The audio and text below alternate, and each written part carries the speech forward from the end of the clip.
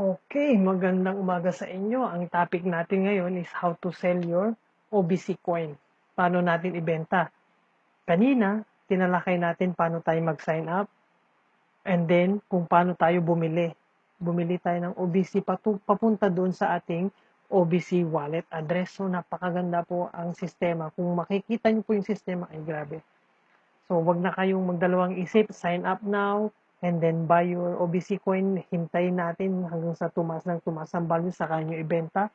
Mag-ipon-ipon muna tayo, and then, if sa tingin nyo, gusto nyo nang ibenta, anytime po pwede yung ibenta. So, ang ituturo ko sa inyo ngayon is how to sell your OBC coin. So, just log in.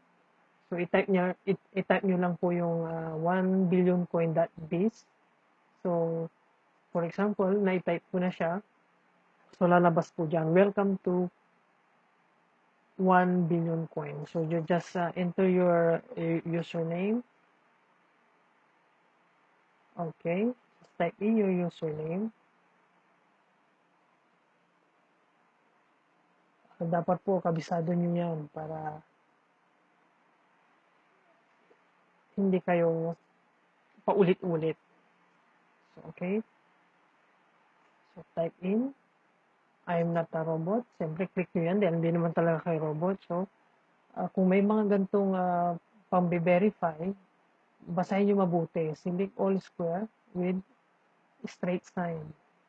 So, just i-click nyo po lahat nung may cover ng straight sign natin. And then, click verify.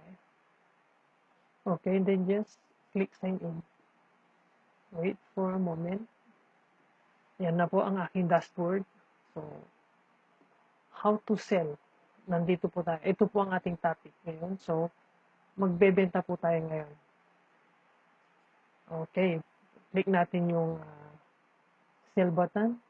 Ilang coins ang ibebenta mo. So, I will sell 50 for example. Okay. And then, ano yung blockchain? Ang blockchain po natin, ito yung ating account sa coin.ph. Or kung meron kayong blockchain Bitcoin address, yun po ang kunin ninyo, yung inyong address. So, nasa Peso Wallet po tayo ngayon.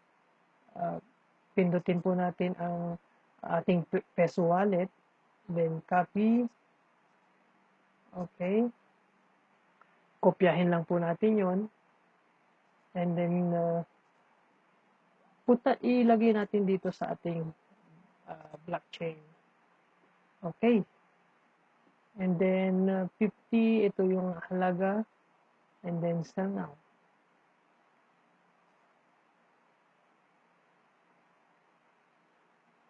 Okay, so you need your transaction password. Kailangan alam nyo po ang inyong transaction password. Yan na nga po yung sinasabi ko na kailangan ninyong i-note ang inyong mga password. Sa login password at ang inyong transaction password. Kasi hindi kayo makapagbenta kung hindi nyo mailagay yung inyong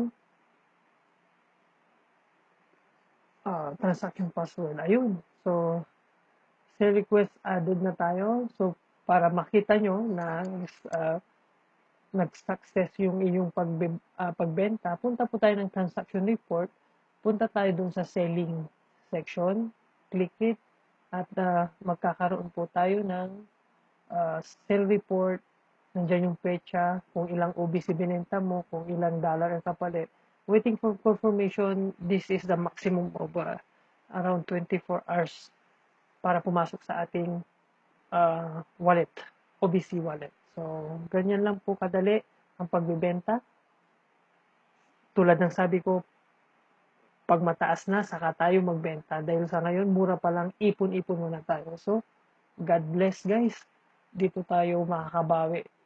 Dito tayo kailangan mag-concentrate dahil napakaganda ng sistema.